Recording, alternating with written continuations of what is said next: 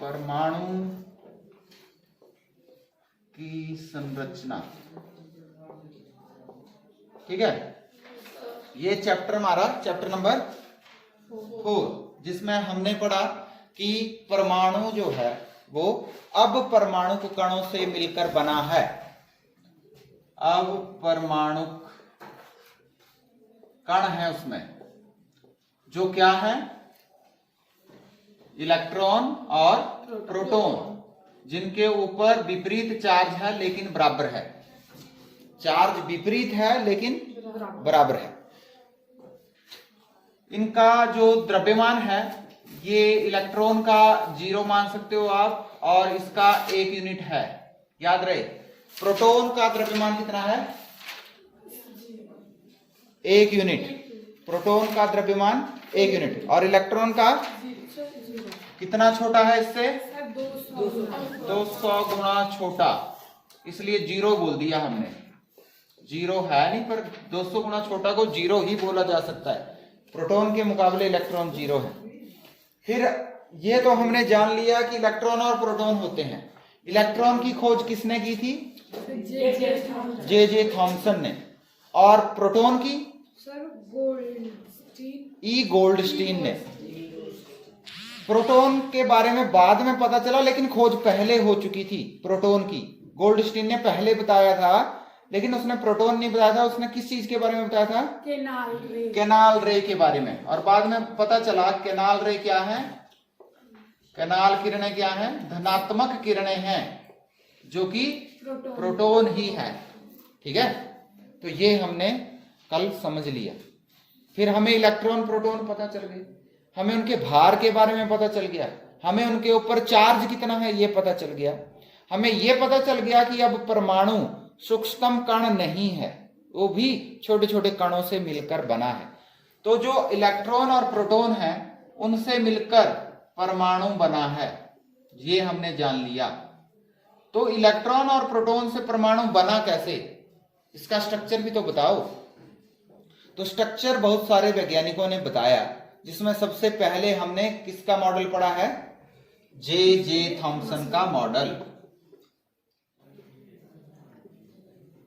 जिन्होंने क्या बताया कि परमाणु क्या है? एक धनात्मक गोला है, क्रिसमस केक की तरह उसका स्ट्रक्चर है, जिसमें जो नट्स हैं वो क्या है?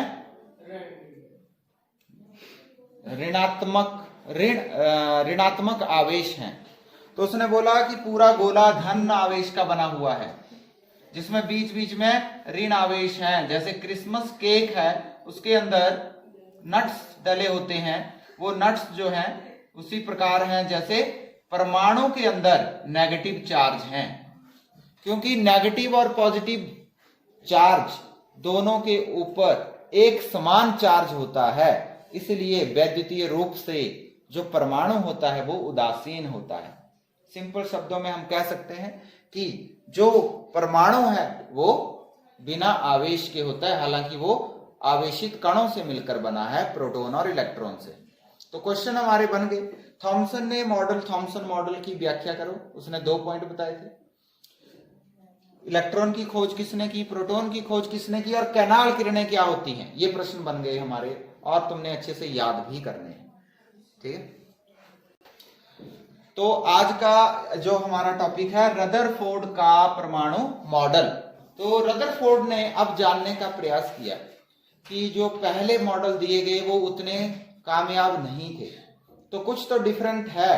तो उसने जानने का प्रयास किया कि देखते हैं अब ये इस परमाणु के अंदर प्रोटॉन और इलेक्ट्रॉन किस प्रकार व्यवस्थित हैं और कैसे परमाणु बना है, उसकी संरचना कैसी है।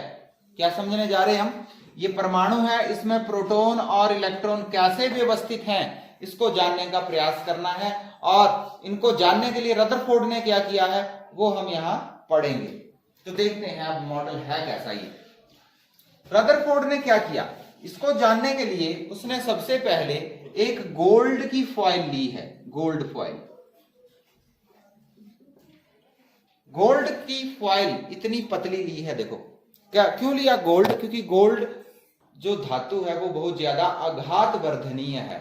8वीं क्लास में आपने पढ़ा है आघात वर्धनी होते हैं जिनको पीट पीट कर चपटा चादरें बनाई जा सकती हैं। तो सोने की इतनी पतली परत बना दी है, ठीक है। अब ये परत, इसको थोड़ा बड़ा करके दिखाता हूं मैं आपको, ये इतनी मोटी है मान लो, ठीक है। तो इतनी पतली लाइन की तरह ही होगी, वो इससे भी पतली होगी, इतना पीट के उसको पतला कर दिया है। तो इसकी ये जो मोटाई है, ये जो मोटाई है यहां से यहां तक की, ये लगभग 1000 परमाणुओं के बराबर है। 1000 परमाणु फिट हो जाएंगे, 1 2 3 4 5 6 7 8 9 10 11 12 ऐसे, और 1000, इतनी मोटाई होगी इसकी, ठीक है। तो इससे पतला और करना मुश्किल है किसी और धातु को, इसलिए इसने गोल्ड ले लिया। गोल्ड की फॉइल ली इसने, सोने की फॉइल ली, और उस पर फेंका गया तीव्र गति से अल्फा किरणों को। अल्फा किरणें, अल्फा कण बोल सकते हैं, अल्फा कणों को इसके ऊपर फेंका गया, तीव्र गति से चलने वाले अल्फा कणों को इस पर फेंका गया, ठीक है। इधर ध्यान दो, अल्फा कणों को इस गोल्ड की फॉइल के ऊपर फेंका गया, जैसे दीवार के ऊपर पत्थर फेंके जा रहे हैं छोटे छोटे तेज गति से, ठीक है। अच्छा, तो पत्थर फेंकेंगे दीवार पे, तो दीवार पे टकराने के बाद हमारे ऊपर ही आ जाएंगे ना, क्यों। अच्छा, अब जो गोल्ड फॉइल है, परमाणु है, इनके बीच में हमने फेंका अल्फा किरणों को। अल्फा किरणें क्या हैं? ये हीलियम के कण हैं, हीलियम के कण हैं, और हीलियम के ऊपर 2 धन आवेश है, ऐसे बोल सकता हूं मैं, हीलियम 2 चार्ज पॉजिटिव, ऐसे कण हैं, छोटे छोटे कण, ठीक है। और इस हीलियम के कण का, यानी अल्फा किरणों का द्रव्यमान 4 यूनिट के बराबर है। किसके बराबर है? 4 यूनिट के बराबर। अब प्रेडिक्शन क्या है? उसने क्या आंकलन किया है कि जब मैं गोल्ड फॉइल पर अल्फा किरणों को फेंकूंगा तो क्या होगा। देखो, जब भी हम किसी ये जो परमाणुओं के ऊपर हम फेंक रहे हैं, देखो परमाणु ऐसे होगा, तो परमाणु के अंदर प्रोटॉन है, कहीं कहीं इलेक्ट्रॉन है, ऐसा उसने सोचा। ये रदरफोर्ड ने सोचा कि ऐसे प्रोटॉन होंगे, तो प्रोटॉन का भार कितना है? 1 यूनिट। प्रोटॉन का भार हमने बोला था 1 यूनिट है, और जो अल्फा किरणें इसके ऊपर फेंकी जा रही हैं उनका भार कितना है? 4 यूनिट। तो भारी चीज है, 4 किलो की और 1 किलो की। मैं मारूंगा 1 किलो की चीज पर, 1 किलो की गोले पर मैं 4 किलो का गोला मारूंगा, तो वो 1 किलो के गोले से टकरा के पीछे तो नहीं आने वाला, उससे टकराएगा वो तो चला ही जाएगा आगे। हाँ, थोड़ी सी डायरेक्शन चेंज करेगा। ये 4 किलो वजनी कोई गोला है, ये 1 किलो वजनी कोई गोला है, मैंने फेंका इसके ऊपर, फेंका तीव्र गति से, तो क्या होगा? ये साइड में हो जाएगा, इससे टकराने के बाद हो सकता है सीधा ना जाए, हल्का सा विक्षेपित हो जाए, हो जाएगा ना हल्का सा, पीछे हटके तो नहीं आएगा क्योंकि ये भारी है। हाँ, ये भारी होता तो पीछे हटके आ जाना, जैसे मैंने दीवार पे छोटा पत्थर फेंका तो आएगा। हाँ, पहाड़ से इतनी बड़ी चट्टान आ जाएगी तो दीवार से टकरा के पीछे उड़ जाएगी, क्यों? तो वही चीज है, यहाँ भारी चीज फेंकी मैंने तो वो पीछे हटके नहीं आएगी, उधर जाएगी, और उधर जाते समय वो थोड़ी सी विक्षेपित भी हो जाएगी। ये मेरी सोच है, तो यही रदरफोर्ड की सोच भी थी कि मैं कुछ ऐसा काम कर रहा हूं। मैंने गोल्ड फॉइल के अंदर परमाणु हैं, इन छोटे छोटे कणों को बड़ा करो ऐसे, तो इसमें इलेक्ट्रॉन प्रोटॉन होंगे, गोल्ड के परमाणु ऐसे होंगे, और गोल्ड के परमाणु इतनी मोटाई में 1000 तो लगभग होंगे ही, ठीक है, जिसमें प्रोटॉन भी है, इलेक्ट्रॉन भी है। इलेक्ट्रॉन का भार तो नगण्य है, 0 के बराबर है। ये समझ लो कागज है वो, मैंने पत्थर फेंका तेज गति से, बीच में आ गया कागज, तो वो तो विक्षेपित भी नहीं करेगा उसको, वो तो आगे निकलेगा, क्योंकि कागज का तो भार ही जरा भी नहीं है। हाँ, किलो भर भार की कोई चीज है, उससे टकराएगी तो थोड़ी सी विक्षेपित हो जाएगी ना, मुड़ जाएगी ना। तो वो उसकी सोच थी, इलेक्ट्रॉन से टकराने पर कुछ नहीं होने वाला, ये कण आगे जाएंगे, लेकिन जैसे प्रोटॉन से टकराएंगे तो प्रोटॉन से टकराने के बाद हल्के से विक्षेपित हो जाएंगे, ज्यादा विक्षेपण नहीं हो सकता क्योंकि अल्फा किरणों का भार ज्यादा है। इसलिए बहुत ज्यादा विक्षेपण नहीं हो सकता, हल्का सा विक्षेपण होना चाहिए। यही आप लोगों की सोच भी होगी अगर ऐसा सोचोगे आप, क्यों? ठीक है, तो ये उसने ऐसी प्रेडिक्शन लगाई थी कि ऐसा होना चाहिए। ठीक है, लेकिन हुआ क्या? जब उसने अल्फा किरणों को फेंका, अब इसके ऊपर एनर्जी काफी है, 4 यूनिट द्रव्यमान है, तेज गति से ये दौड़ रहे हैं, तो एनर्जी काफी है हीलियम कणों के अंदर, अल्फा कणों के अंदर काफी एनर्जी है। तो वो जाएंगे, जोर से टकराएंगे वहां अल्फा कॉइल के ऊपर। जब टकराएंगे तो हल्का सा विक्षेपण होना चाहिए, लेकिन हुआ क्या? आप देखो हुआ क्या इस स्थिति में। जब उसने ये एक्सपेरिमेंट किया, जब एक्सपेरिमेंट किया गया तो उसने क्या देखा कि गोल्ड की फॉइल के ऊपर जब अल्फा कण भेजे गए तो सामने एक और स्क्रीन लगाई थी, तो जितने कण भेजे गए अधिकतम कण पार चले गए, स्क्रीन से जाके टकराए। यहां पता चला कि मैक्सिमम कण, अधिकतर कण, हीलियम के कण, अल्फा किरणें, अल्फा कण इसको क्रॉस कर रहे हैं। ये कैसे संभव हो? मैक्सिमम कण चले गए और जो विक्षेपण हुआ बहुत कम थे, जिनका जाते जाते वो मुड़ गए, यहां टकराने के बाद हल्के से मुड़ गए, ऐसे हल्के से एंगल पे मुड़ गए, ऐसे हल्के से एंगल पे, जो उसने सोचा था वही हुआ। हाँ मुड़े, लेकिन मुड़े कम, बहुत ज्यादा नहीं मुड़े, ज्यादातर तो क्रॉस हो गए। तो इस चीज से उसने क्या आइडिया लगाया, अगर क्रॉस हो गए तो मतलब परमाणु के अंदर खाली स्पेस होना चाहिए फिर तो, क्योंकि मैक्सिमम कण जो मैंने फेंके वो तो दूर निकल गए, सीधे ही निकल गए। तो इसका मतलब परमाणु के अंदर क्या होना चाहिए? खाली स्थान होना चाहिए। ठीक है, जहां जहां वो प्रोटॉन था उससे टकराने के बाद हल्का सा विक्षेपण हुआ है, लेकिन बहुत कम विक्षेपण हुआ है, बहुत कम ऐसी किरणें थी जो विक्षेपित हुई। इसका मतलब ये जो प्रोटॉन है इस परमाणु के अंदर, ये बहुत कम जगह पे है, कम जगह पे, इसलिए कम विक्षेपण हुआ है। तो इस पूरे परमाणु में कहीं उसने देखा कहीं कम जगह पे प्रोटॉन है, ऐसा समझ लिया उसने कि थोड़ी सी जगह, बाकी जगह खाली है, प्रोटॉन कहीं थोड़ी सी जगह पे है, क्योंकि थोड़ा सा विक्षेपण हो रहा है। सबसे आश्चर्यजनक उसने जो बात देखी वो तीसरा पॉइंट था। पहला पॉइंट क्या था? अधिकतम कण दूसरी तरफ निकल गए। दूसरा पॉइंट क्या था? बहुत कम कण विक्षेपित हुए, बहुत कम कण जो थे वो विक्षेपित हुए। और उसने क्या देखा कि कुछ कण ऐसे भी थे, 12,000 में से एक कण ऐसा था जो टकरा के वापस भी आ गया।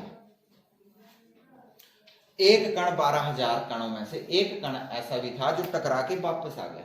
ये तो बड़ा आश्चर्यजनक बात थी। क्यों थी आश्चर्यजनक बात ये उसके लिए? क्योंकि उसने जो बड़ा पत्थर फेंका छोटे पत्थर पर, तो वो हट के वापस कैसे आ सकता है? ये तो ऐसा ही हुआ कुछ, मैंने कागज के ऊपर पत्थर फेंका तो वो पत्थर तो या तो उधर जाता, कहीं इधर उधर गिरता जाके, वो वापस कैसे आया? वापस कैसे आया?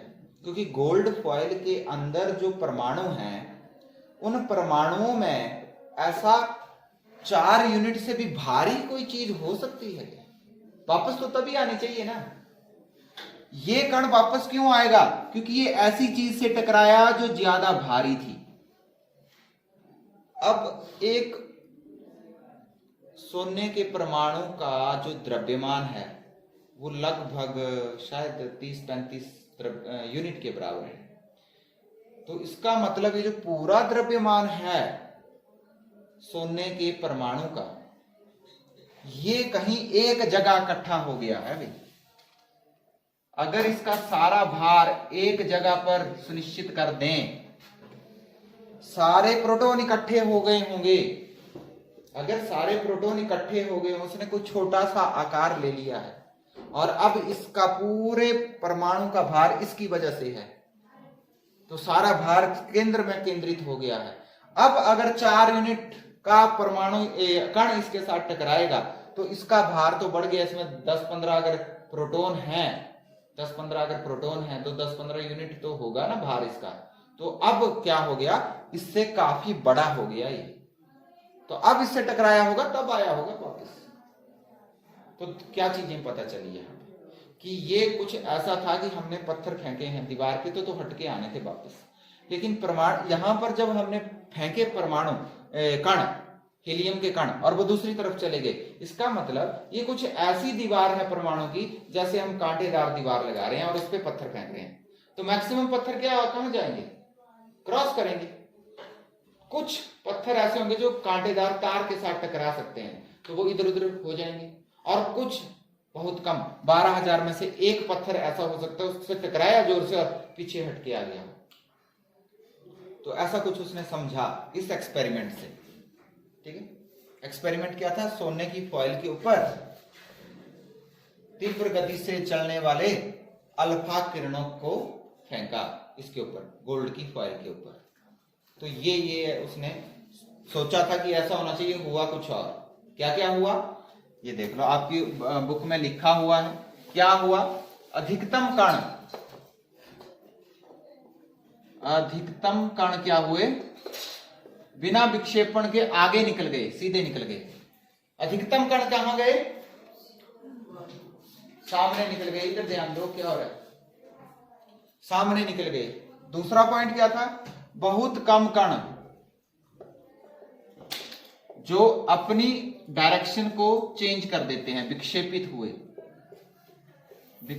हुए बहुत कम कण। तो वो तो वैसे भी सोचे थे उसने, विक्षेपण तो नहीं है। लेकिन सबसे आश्चर्यजनक चीज क्या थी कि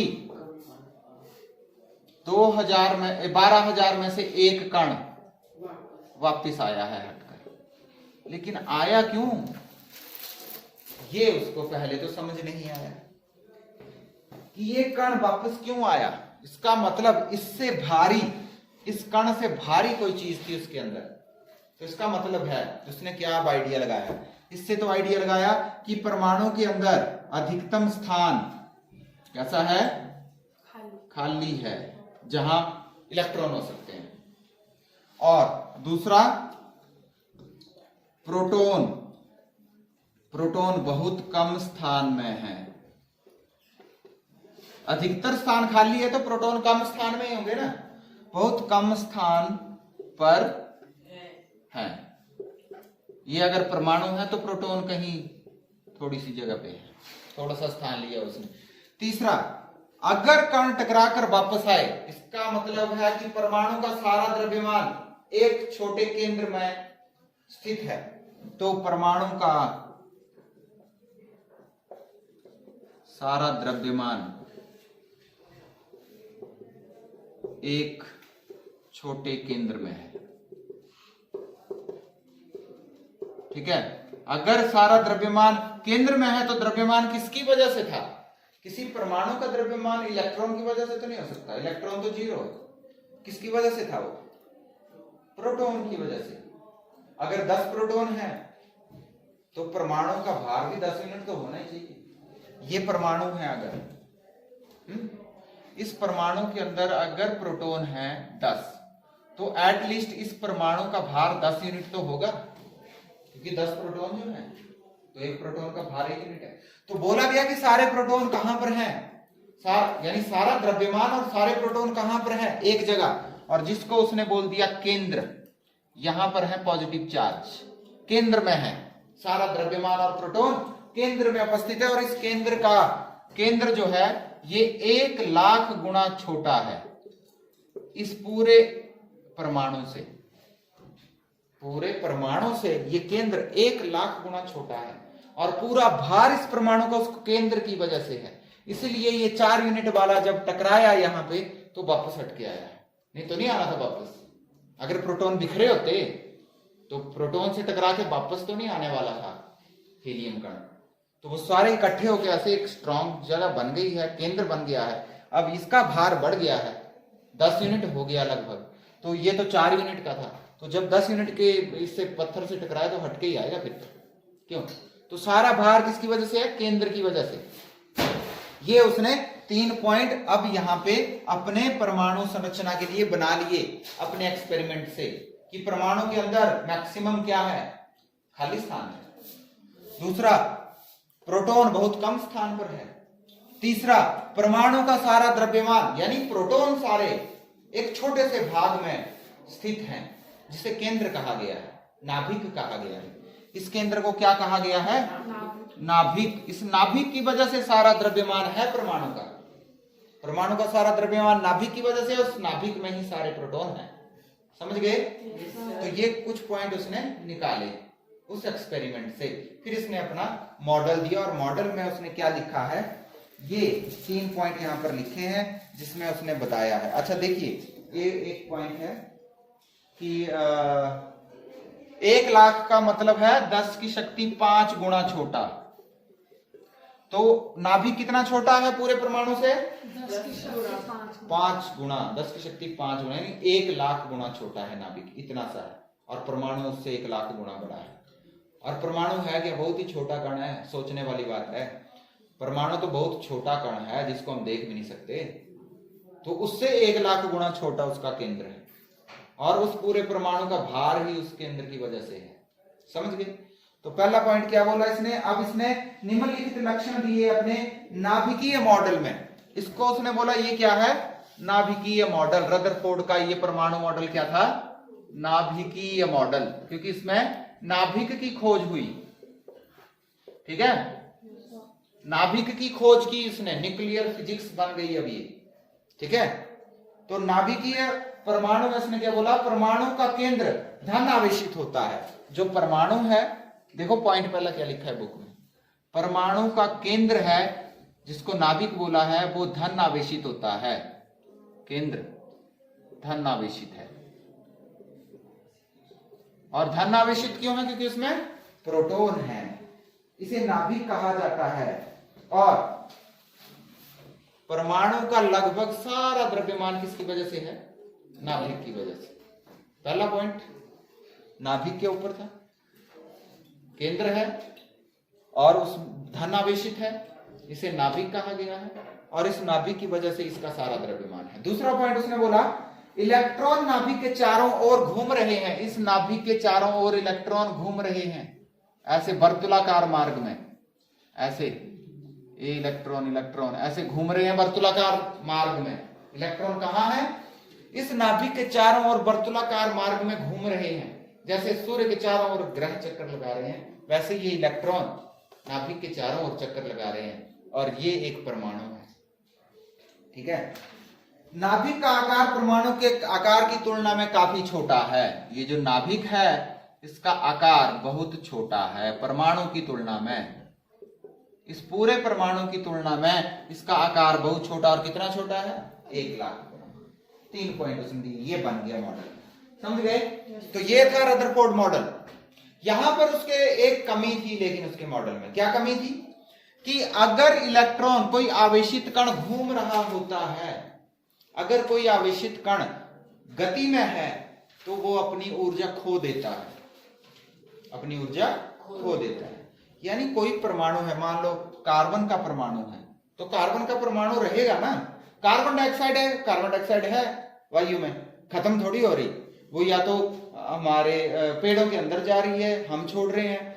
लेकिन ऐसा नहीं कि ये कार्बन डाइऑक्साइड है और ये अपने आप ही टूट गई, बिखर गई, ऐसा नहीं होता। ठीक है, स्थिर होते हैं परमाणु। कैसे होते हैं? स्थिर। ये अपनी मर्जी से नहीं टूट जाते, स्थिर होते हैं। लेकिन अगर इलेक्ट्रॉन आवेशित कण है और रदरफोर्ड बोल रहा है ये घूम रहे हैं, तो घूमते हुए आवेशित कण तो अपनी ऊर्जा खो देते हैं।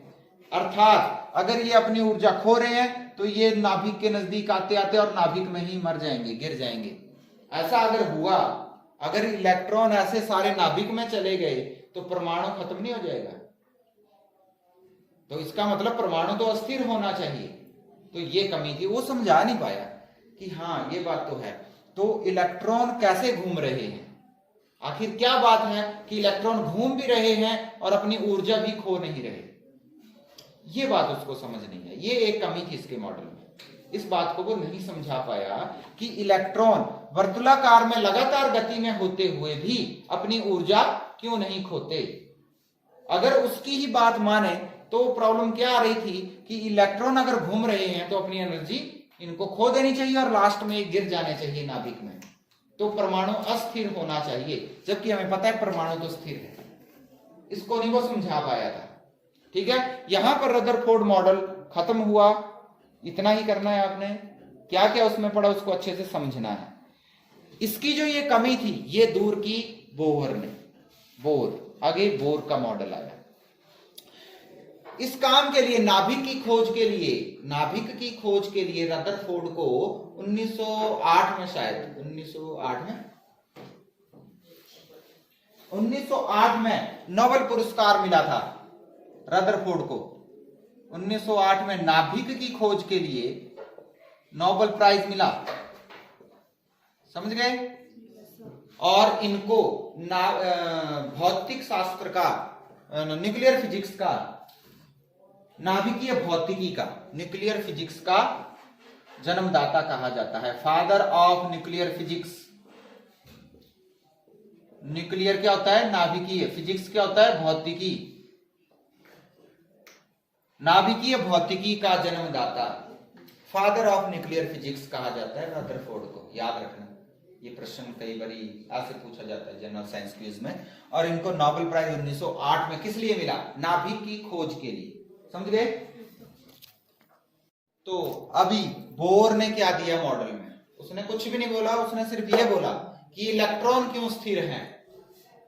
इलेक्ट्रॉन स्थिर इसलिए है, उसने क्या बोला कि ये जो वर्तुलाकार मार्ग है जो बताया रदरफोर्ड ने, वो ऊर्जा कक्ष है। क्या है? ये ऊर्जा कक्ष में घूम रहे हैं, ये बताया था बोर ने। तो उसने बोला नाभिक, जैसे रदरफोर्ड ने बताया सारे प्रोटॉन हैं यहां पर, धनात्मक है, धन आवेशित नाभिक है और इलेक्ट्रॉन घूम रहे हैं, ये एक वर्तुलाकार मार्ग में घूम रहे हैं। और ये जो वर्तुलाकार मार्ग है ये ऐसा नहीं है, ये क्या है? ऊर्जा कक्ष है, ठीक है। इन ऊर्जा कक्ष को उसने नाम भी दिया। सबसे अंदर वाले को ऊर्जा कक्ष 1, दूसरे को 2, फिर 3, फिर 4, और इंग्लिश में बोला उसने KLMN, ऊर्जा कक्ष K, फिर उसके बाहर वाला L, उसके बाहर होगा तो M, उसके बाहर होगा तो N। ये निर्भर करता है परमाणु का साइज कितना बड़ा है, परमाणु के अंदर इलेक्ट्रॉन कितने हैं, परमाणु का साइज कितना बड़ा है, इस पर आधारित है कि उसमें कितने कक्ष हैं। ज्यादा इलेक्ट्रॉन है तो ज्यादा होंगे, कम इलेक्ट्रॉन है तो हो सकता है एक ही कक्ष हो, K वाला ही हो, बस K एनर्जी शेल हो। तो ऊर्जा कक्ष किसने बताए? बोर ने। उसने बोला अब इनके पास अपनी ऊर्जा है, इस कक्षा में जो ऊर्जा है उसका प्रयोग करके इलेक्ट्रॉन घूम रहा है, अपनी ऊर्जा का प्रयोग नहीं करता, इसलिए उसकी ऊर्जा स्थिर रहती है, इलेक्ट्रॉन की ऊर्जा स्थिर रहती है। ये एनर्जी लेवल है, एनर्जी लेवल बोला है इनको। ऊर्जा कक्ष मतलब एनर्जी लेवल। ये सिर्फ रास्ते नहीं है कि रास्ते पे चले, जैसे ट्रेन चलती है अपने रास्ते पे, उसके ऊपर वायर लगी होती है, तो ये ट्रेन है, इसके ऊपर यहां करंट की वायर के साथ अटैच है, तो ये ऊर्जा लगातार मिल रही है उसको। लेकिन एक ऐसा है पेट्रोल वाली, डीजल वाली ट्रेन है, तो वो कहीं ना कहीं डीजल खत्म हो जाएगा बोला, फिर वो रुक जाएगी। तो इलेक्ट्रॉन भी ऐसे होते हैं, ये चल रहे हैं तो उनके अब डीजल खत्म हो जाएगा, रुक जाएंगे, इधर नाभिक में गिर जाएंगे। अब क्या बोला? नहीं, ऐसा नहीं है, ये जो पटड़ी है इसकी, जो रास्ता, इसमें अपनी एनर्जी है। जैसे ये इलेक्ट्रिक ट्रेन होती है, इस वायर में लगातार एनर्जी है, इसका प्रयोग करते चलती रहेगी, कभी नहीं रुकेगी। वैसे इलेक्ट्रॉन ये एनर्जी सेल का, एनर्जी लेवल का प्रयोग करके घूमते रह रहे हैं और इनकी अपनी ऊर्जा स्थिर रह रही है, ठीक है। तो ये कभी भी यहां नहीं गिरेंगे, इसलिए परमाणु स्थिर रहेगा, समझ गए। ये बोर ने बोला था हमें। तो रदरफोर्ड ने नाभिक में कौन सा कण बताया है? नाभिक में इलेक्ट्रॉन का है क्या? इलेक्ट्रॉन का है, नाभिक के चारों ओर घूम रहे, तो नाभिक में क्या है? प्रोटॉन। तो रदरफोर्ड ने क्या बोला है? नाभिक में क्या है? प्रोटॉन। ये है। तीसरा प्रश्न है, 3 कक्षाओं वाले बोर के परमाणु मॉडल का चित्र बनाइए। तो ये चित्र बनाना, 3 ही कक्षाएं बनानी है, K, L और M ही बनाना, N नहीं बनाना है। 3 ही बोला बनाने के लिए, K, L और M, ठीक है। ये जो बनाया है इसने, ये बनाना है आपने, लेकिन यहाँ पे 4 हैं, आपने 3 ही बनानी है, K, L और M, ध्यान रहे। बीच में नाभिक बनाना है, उसके बाहर 3 बनाने हैं। चौथा प्रश्न है, क्या अल्फा कणों का प्रकीर्णन प्रयोग सोने के अतिरिक्त दूसरी धातु की पन्नी से संभव होगा? हो सकता है संभव, लेकिन अगर वो धातु सोने की तरह पतली परत बना ले तो।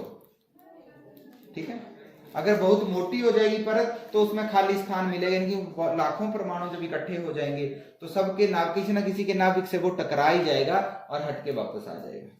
ठीक है, तो ये प्रश्न आपने अच्छे से करने हैं। कल हम पढ़ेंगे कि इस परमाणु के अंदर प्रोटॉन के अलावा एक और अपपरमाणु कण होता है। अभी तक हमने क्या क्या पढ़े?